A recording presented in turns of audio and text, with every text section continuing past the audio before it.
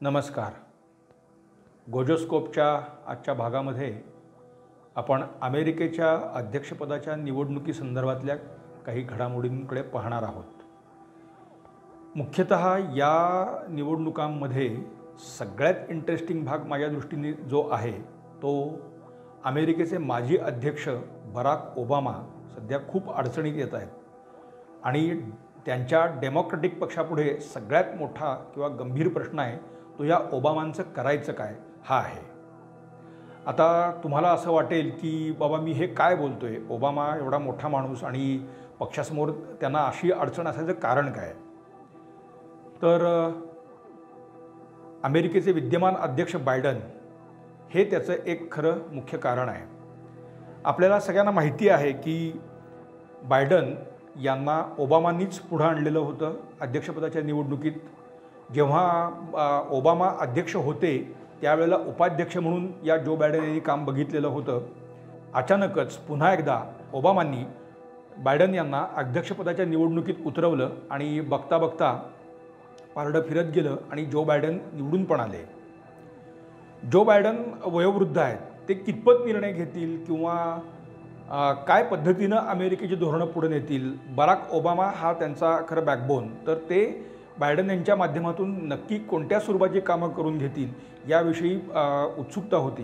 विशेषतः बायडन यांची प्रकृती लक्षात घेता ते अध्यक्षपदाचा कार्यकाल पूर्ण करू शकतील का अशी सुद्धा शंका वारंवार व्यक्त केली जात होती. बायडन अजूनही काम पाहत आहेत. पण मित्रांनो, गेल्या 6 महिन्यामध्ये अमेरिकेचं जे चित्र आहे ते पूर्णपणे बदलत गेलेलं आहे असं आपल्याला दिसून येईल. आणि अध्यक्षपदाच्या निवडणुकीच्या ज्या काही आता घडामोडी सुरू झाल्यात, म्हणजे अमेरिकेत एक पद्धत अशी आहे की पक्षांतर्गत तुम्हाला आधी निवडणूक लढवावी लागते आणि पक्षाची उमेदवारी मिळवावी लागते. त्याच्यासाठीच्या प्रायमरीज बेसिकली चालतात. त्या प्रायमरीज सुरू झालेल्या आहेत.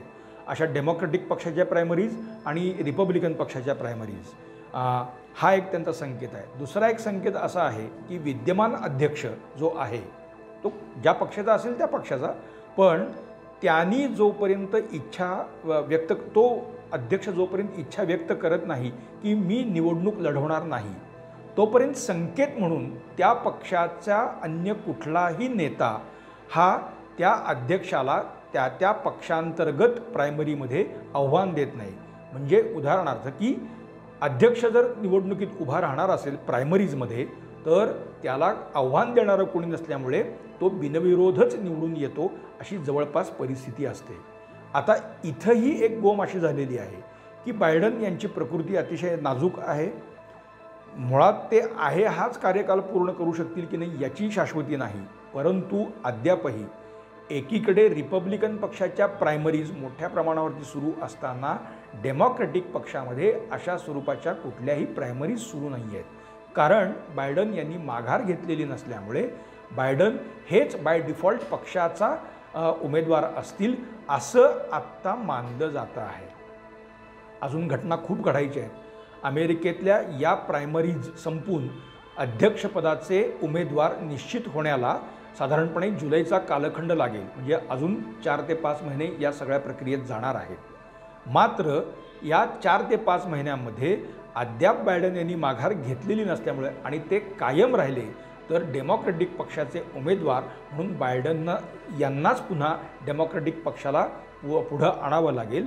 आणि हाही एक आत्ता डेमोक्रॅटिक पक्षाच्या दृष्टीनं अत्यंत कळीचा मुद्दा बनलेला आहे. बायडन यांना थांबवायचं कसं आणि तुम्ही बाजूला व्हा असं सांगायचं कसं. मित्रांनो, हा फक्त एवढ्यापुरताच म्हणजे एका पक्षातल्या उमेदवारीपुरता विषय आहे असं नाही.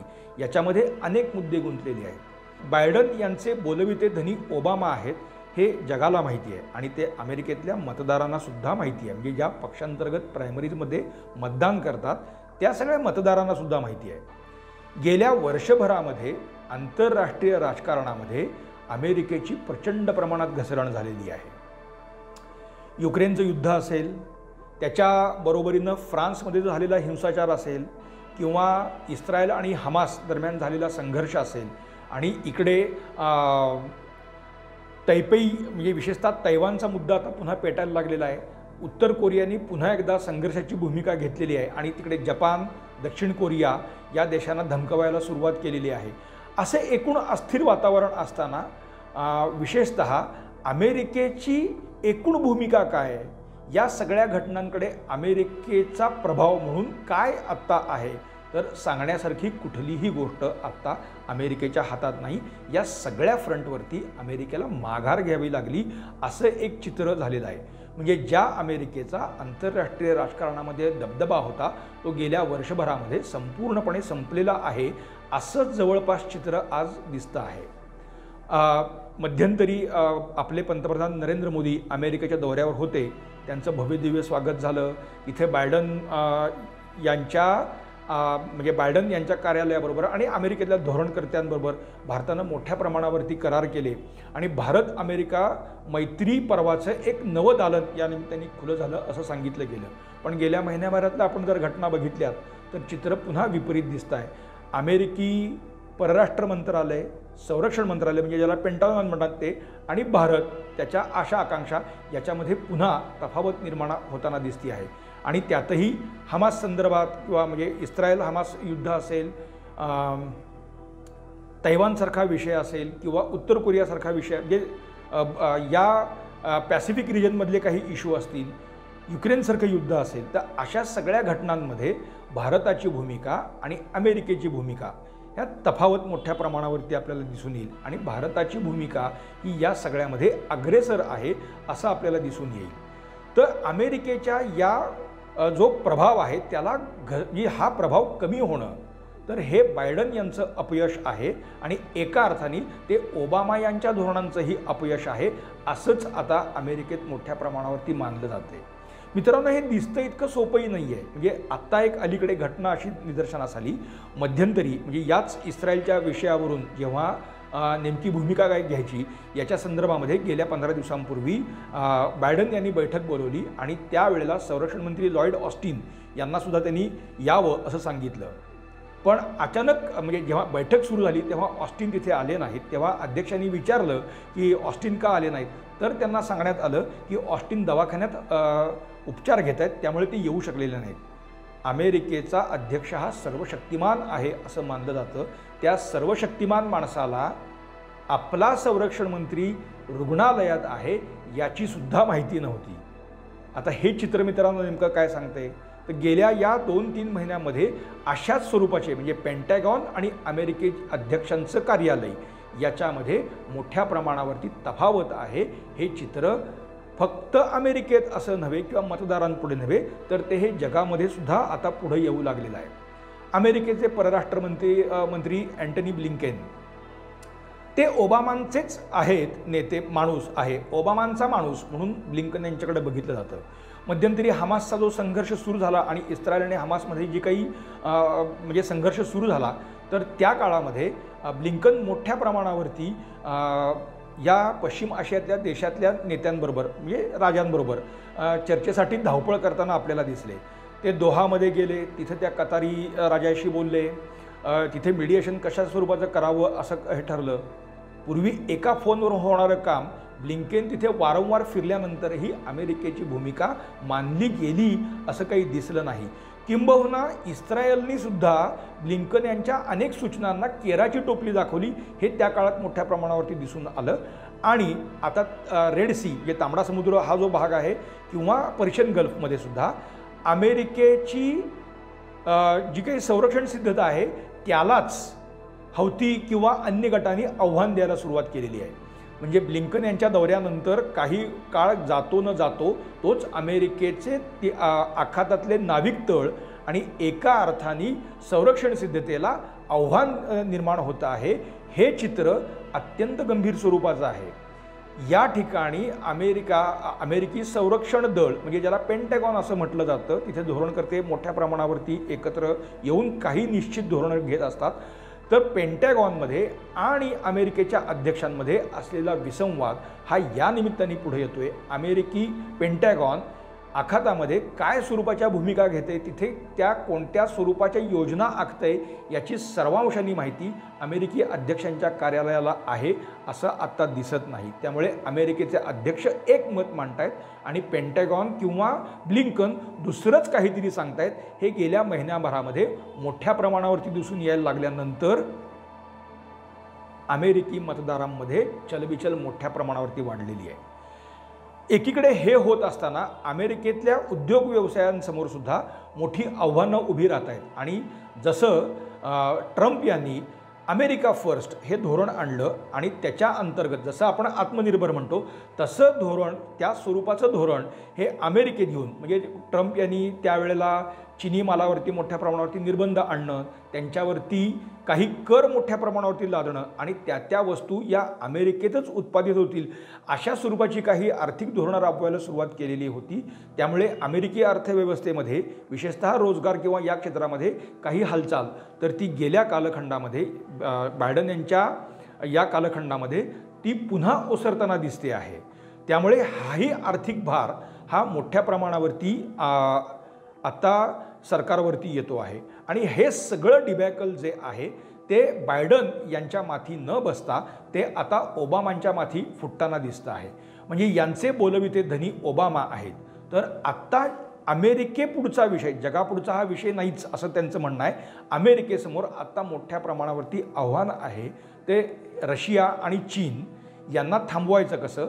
आखातामध्ये अमेरिकेचा जो दबदबा होता, उत्तर आफ्रिकेमध्ये अमेरिकेचा जो दबदबा होता, तो दबदबा कायम ठेवून तेलाधारित अर्थव्यवस्था आपल्या दावणीला कशा बांधायच्या याच्या संदर्भामध्ये ओबामांचं धोरण काय आहे असाच थेट प्रश्न आत्ता तिथं केला जातोय।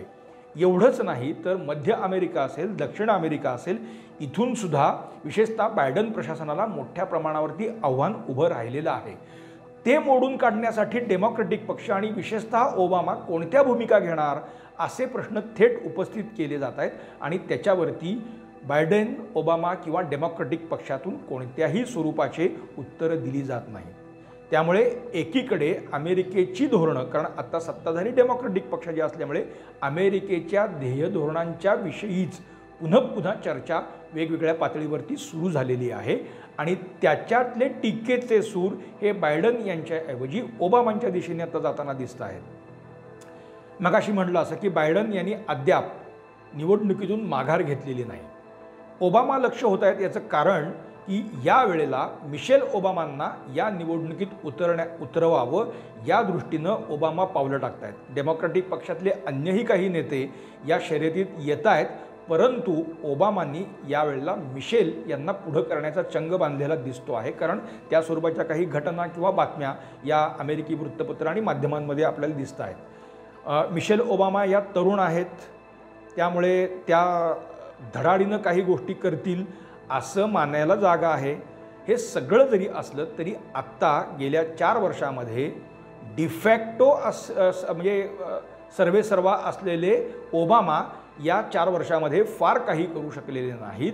त्यांचं प्यादे असलेल्या बायडन यांच्या कालखंडामध्ये अमेरिकेची आंतरराष्ट्रीय राजकारणात झालेली जी घसरण आहे ती अद्याप थांबवता येत नाही। असं असताना ओबामा पुन्हा एकदा मिशेल यांना पुढं करून काय साध्य करणार आहेत असा थेट प्रश्न आत्ता तिथं उपस्थित केला जातोय आणि त्याचं खंडन आत्ता ओबामा किंवा डेमोक्रेटिक पक्ष करू शकत नाही हे चित्र एकीकडे आहे आणि दुसरीकडे रिपब्लिकन पक्षाच्या ज्या काही प्रायमरीज सुरू झालेल्या आहेत, आता त्यात विवेक रामस्वामी हे आपले भारतीय वंशाचे एक नेते, रिपब्लिकन नेते, यांचा बोलबाला गेल्या 6 महिन्यामध्ये मोठ्या प्रमाणावरती होता। त्यांनी नुकताच आता माघार घेतलेली आहे आणि आयोवातल्या प्रायमरीमध्ये रिपब्लिकन पक्षाच्या 51% मतं मिळवून ट्रम्प पुन्हा एकदा आता या शर्यतीत अग्रेसर होताना दिसत आहेत। अर्थात तिथं जी काही इलेक्टोरल कॉलेज सिस्टीम जी आहे ती लक्षात घेतली तर आयोवाला असणारं वेटेज हे तुलनेने कमी आहे।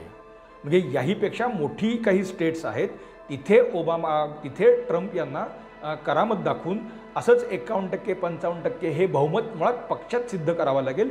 ते आत्ता ट्रम्प यांच्यासमोर आव्हान आहे, परंतु पक्षांतर्गत ट्रम्प यांच्यासमोर रामस्वामीच खरं तर ठरू शकला असता एखादा तगडा उमेदवार, पण तसं त्यांना आव्हान देणारे फार मोठे गट किंवा नेते आत्ता रिपब्लिकन पक्षात आहेत असं दिसत नाहीत. पण ट्रम्प यांच्याबाबत न्यायालयात सुरू असलेल्या सुनावण्या आणि रिपब्लिकन पक्षात मोठे जे काही राज्य आहेत तिथे काय स्वरूपाची रचना होणार आणि मतदान होणार याच्यावरती खूप गोष्टी अवलंबून आहेत. पण सध्या ट्रम्प यांचा वारू मोठ्या प्रमाणावरती आता उधळताना दिसतो आहे.